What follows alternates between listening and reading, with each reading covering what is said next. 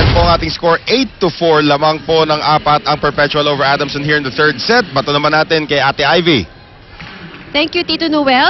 And better defense was being shown by Perpetual in set number 2. But they need to reduce the errors if they want to maintain the lead. At yan na nga ang ginawa nila dito sa set number 3. Tamang diskarte ang kailangan, seeing how Adamson is defending their areas. The blocking of Adamson has been very solid. So kailangan gawa ng paraan ng Perpetual ang kanilang mga atake para mabasag ito. Meanwhile, for the Lady Falcons, so far it has been the middle blockers, or the middle attackers rather, of Perpetual that has been scoring the points for them. So the Lady Falcons were reminded na kailangan tsagain nilang mabuti ang kanilang blocking since they're able to break the momentum of Perpetual's attack. And well, alam mo, thank you very much, Ivy, pero alam mo, girls, yung serve talaga ng Perpetual has really gone up a notch dito sa ating third set. And it has really helped, dahil talagang minimension natin how good in reception and defense itong Adamson, pero at this point in time, talagang nahihirapan silang makakuha ng maayos na bola. Grabe! Hindi pa bumabalik ang bola, siguro maapat na ikot na.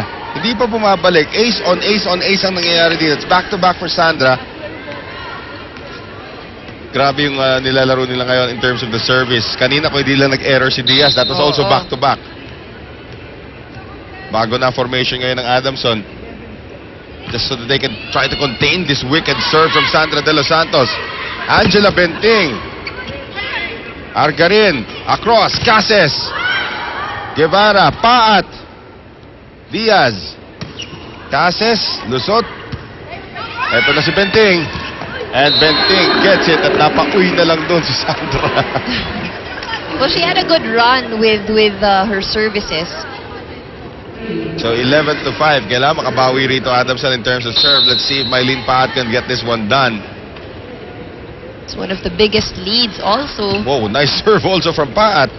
Argarin. Turbino is wide. Originally, linesman natin in, tapos biglang out. Out. Malapit kasi siya. It was just a few inches away from ikaw, di ba, the line. tennis fan ka, di ba? So, dapat i-introduce natin dito yung Hawkeye. Ganon? Dapat. Kasi ang dami mga ganong calls. I mean, the linesmen are also true. human beings, di ba? Maraming, minsan, tsaka bilis din naman ang nangyayari, of course, di ba? O, si Paat ngayon, bumabawi in terms of her service. Although she's only 19 years old, veterano na ito. Nakakita ko ng mga clips niya when she was still playing for the University of Baguio. As in, dominant siya. Dominant siya sa Baguio.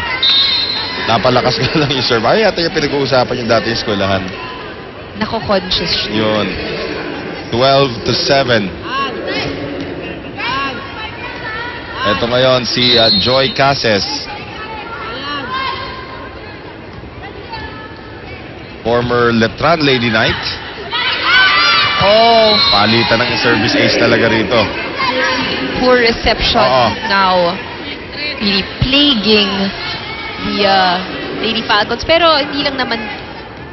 Yeah, Axel is the official outfitter of the Shakey's Philly. Go ahead, Dan. Hindi lang naman din dahil hindi sila nahihirapan mag-receive just because they're having a difficult time. But really, the service of Perpetual is just too strong. Well, ngayon si Benting, pamatay sunog na ang ginagawa niya rito. Inadana niya sa kanyang skills as an offensive player. 13-8. Down pa rin ang Adamson dito po sa ating third set. Faye Guevara. Now serving. Here's Argarin. Going to Sartin na diretso sa net. 13-9. Abante pa rin itong Perpetual, pero 4 na lamang ang inaalagaan nilang kalamangan. Kanina 6 yan. At 10-4, that was their biggest lead. Guevara on the serve. Argarin, running attack. Royce. Bumalik, papunta kay Sartin. Makatuno, Soriano. That was too wide. Na-excite si Pao. Walang tao doon kanina. Bigla nagkaroon. 14-9.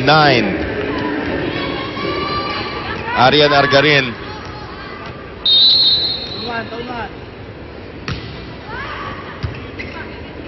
Makatuno, Benting. At Benting, lampas. Nagtataka ang Adamson bakit yung linesman na malayo. In daw, in. I think that's the correct call. Kasi yung linesman na malayo ang tumawag na out. Yung linesman na malapit, di nga nakasenyas Pause, eh. And our first referee with a good overrule. 14-10. Penting. Tondada. Argarin. Eto na si Royce. Oh, with the help of the net. Oo. Pero hindi rin nabasa ni Pau yung una niyang atake. Oo.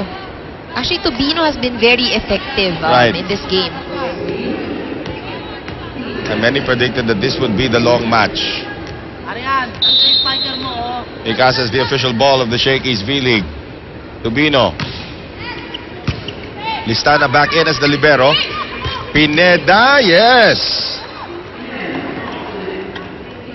So bakit nga daw bang ang tawag sa kanya? Well, yung paliwanag naman dito si Giselle Gallego is sabi po nila kaya bang kasi po pag nag-spike siya, napapabang.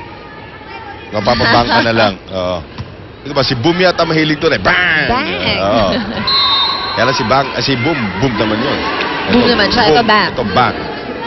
Ba yan? 15-12. Tatlo na lang ang abante rito ng Perpetual. Adamson has a 2-0 lead. May Makatuno. Condada. Argarin. Third ball na to. Pineda, naitawid. Argarin. Sartin. Ang ganda ng abang ni Paat. Dalawa na lang. Oo, at saka si Sarti nahihirapan, no? Palusutan siya. Paat. That's one of the biggest advantages also if you have a tall Right. blocker. Sartin's about 5'4" on a good day. At si Pat, di 5'9" yan. Tangkad talaga. Argarin, Sandra. Sheila Pineda, kinaliwa. Backset ngayon, Diaz. Buhay pa rin. Tondada, Argarin, down the middle for Jane Diaz. Diaz. At yan na po, 16-13, Perpetual up by 3.